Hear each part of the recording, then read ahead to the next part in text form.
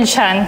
Unë vetëm ngacmova pak sepse Shpati nuk njihet si këngëtar problematik, po përveç Shpatit ju keni edhe bashkëpunime me shumë artista të mëdhenj në Turqi.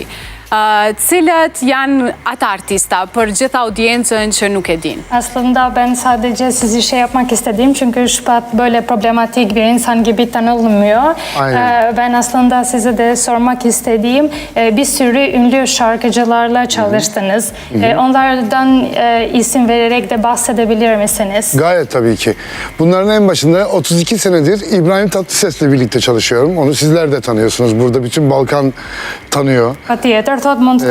Sadece Balkan değil, Avrupa, tüm dünyada tanınan bir ses. İbrahim Tatlıses'i. Ebru Gündeş, Sibel Can, Küçük Emrah. Ebru Gündeş'i söyledim.